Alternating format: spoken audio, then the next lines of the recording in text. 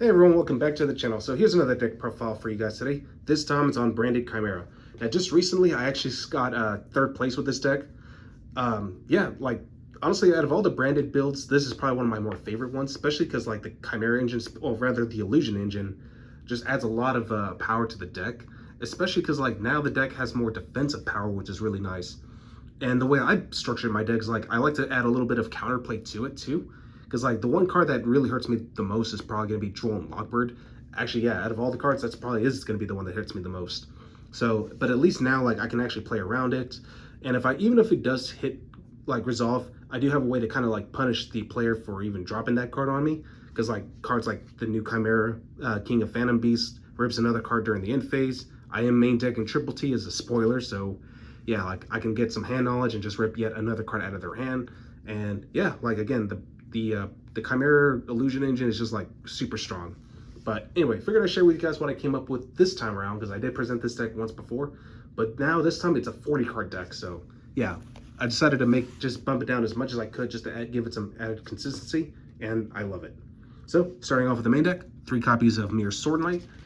This is one of your main openers. Quick effect, you can tribute this card from your field and special summon any monster that lists Chimera Fusion from your deck to the field. So like you're basically gonna special summon out the new Gazelle monster, or if you already have Gazelle in hand, then you'll probably bring out Baphomet. But yeah, it's not limited to level, so which is great. Also, illusion monsters have this gimmick where if they battle a monster, neither can be destroyed by that battle. And of course, but that's not going to be the main important part. Now, this part's pretty important. While you control a Chimera the Flying Mythical Beast, quick effect, you can banish this card from your field or your graveyard to negate the effects, or to negate an activated monster effect that your opponent controls. Now, of course, it only says while your opponent controls it, so unfortunately, this does not stop hand traps. Next up, 3 copies of Cornfield Codal. You can pitch this card from your hand to search out any monster that lists Chimera Fusion. You're mostly going to search out the Mirror Sword Knight for this, but similar clause, while you control a Chimera the Flying Mythical Beast, if your opponent targets one of your cards, you can banish this card from your field or your grave, negate that effect, and destroy it. So yeah, like this basically protects you from Imperm, from Effect Veiler, stuff like that. So even Book of Moon too. So I definitely love it. Next up, 2 copies of Gazelle, the King of Mythical Claws. If this card is normal or special summon, you can either add a level 5 Fiend monster or a Chimera Fusion. If this card is used as fusion material and sent to the graveyard, you can add to your deck 1 illusion monster. So definitely a great card, because again, it just has so much flexibility. And for a deck like this that plays a lot of fusions, yeah, it's nuts. And keep in mind, it just needs to be used as fusion material, so it can be sent from anywhere, hand, field, or even your deck with cards like Branded Fusion. Next up, 2 copies of Big Wing Baphomet. Just like Gazelle, if this card is normal or special summon, you can add 1 level 4 beast monster or 1 Chimera Fusion. And if it's used as fusion material, you can target 1 illusion monster in your graveyard, special summon it. So yeah, definitely a great way just to get another body back. Because like again, Sword Knight is pretty nice because it tags out into anything. So yeah, it's nuts. Next up, 2 copies of Fallen of Albaz. In fact, out of all the Albaz, or rather the Branded engine, this is the only thing I generally play aside from Branded Fusion.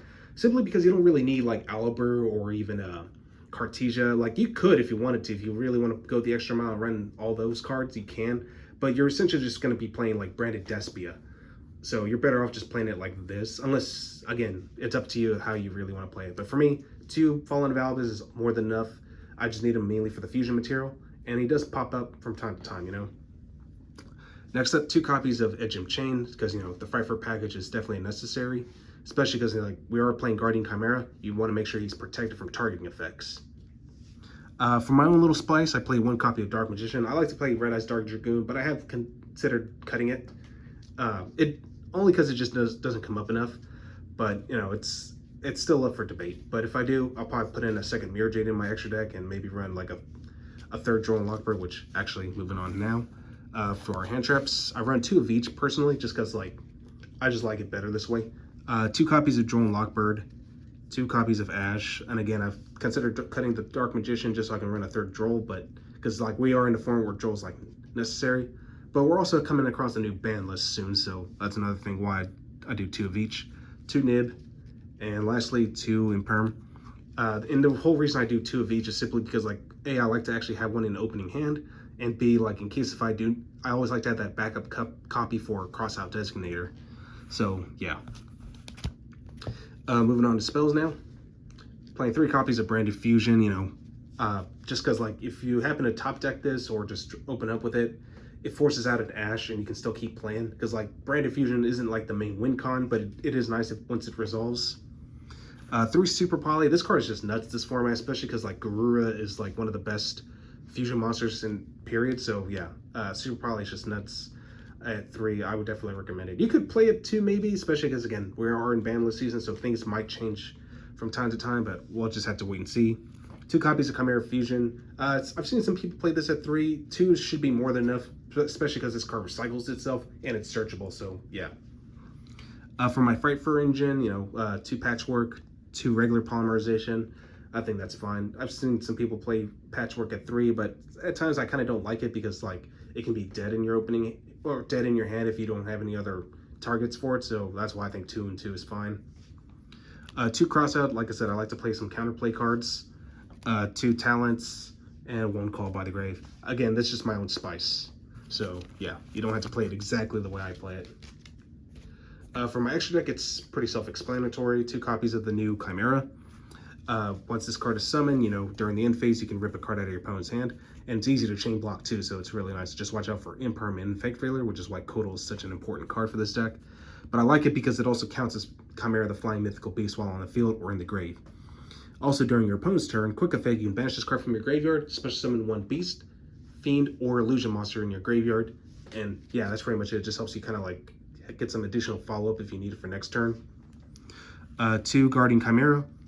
Really sick card because, you know, it's huge, it pops cards, draws you cards, and as long as polymerization is in your grave, it can't be targeted.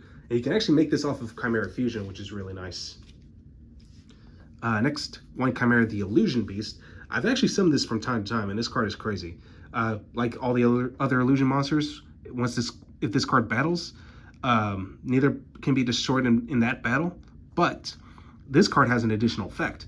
At the end of damage step, if this card battled an opponent's monster, you can change that opponent's monster's attack to 0, and its effects are permanently negated. And the power down is also permanent too, so that's really nice.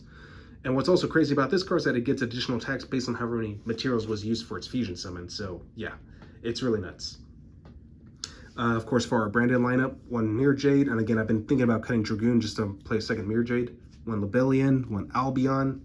Rinbum is crazy powerful in this deck because everything, just like you have plenty of targets for this. You just need a beast monster, which again, Gazelle is going to be your primary target for that. Even the Chimera Fusion monster is pretty good for this target, but yeah, like you send this with Albaz and Gazelle, yeah, you're off to the races just like that. But yeah, Rainbrum, definitely want to run that at least at 1.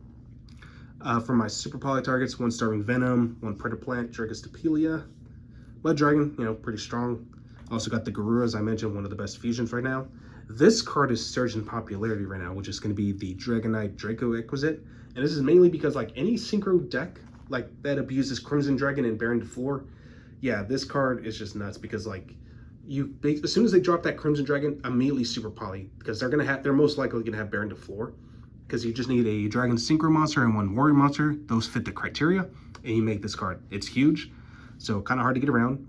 But also the reason you play this is because you don't want to get that Dragon Archfiend King Calamities to come out, because like you lose a whole turn to play, and yeah, you just can't afford that. So like anyone who's on Crimson Dragon, this is basically what that's for. And of course, 1 Red Eyes Dark Dragoon. Still a broken card, so why not, right? All right, for the side deck, I play 3 copies of Radiant. I just like this because, you know, it helps the fact that it's a Fiend monster, which is actually kind of necessary for Chimera. But also the fact that, you know, it's like I just summon this off. I summon this on my opponent's side of the field, normal summon Fallen of Albaz, instant Libellion, just like that. 3 Book of Moon. I kind of wanted to main deck this, but I decided to just side it for now because it's not only good for disruption, but you can also play it defensively because like it's a great way to dodge cards like Dark Ruler No More, or if you need to, like if you don't have a Kotal in your graveyard to banish to protect you from targeting effects from like Imperm example, you can just Book of Moon one of your cards and yeah, just keep playing, because like Libellion is going to be like probably the main target. Same thing with Albion, so you definitely don't want those to get negated, and Book of Moon can definitely help in that regard. 2 Cosmic, 1 Harpy's Feather Duster for just backroom strategies. D-Berry for any synchro or exceed strategy, like Pearlies, for example, or Dragon Link, as they do play a lot of synchros too. Even if it's a Starfrost, which is a synchro-heavy strategy. And finally, 3 copies of Evenly Matched is just a really powerful board breaker. I mean, Super Poly is also a board breaker, but yeah, like Evenly Matched, definitely one of the best side cards this format. But anyway, hope you guys enjoyed that, and I will catch you guys again next time.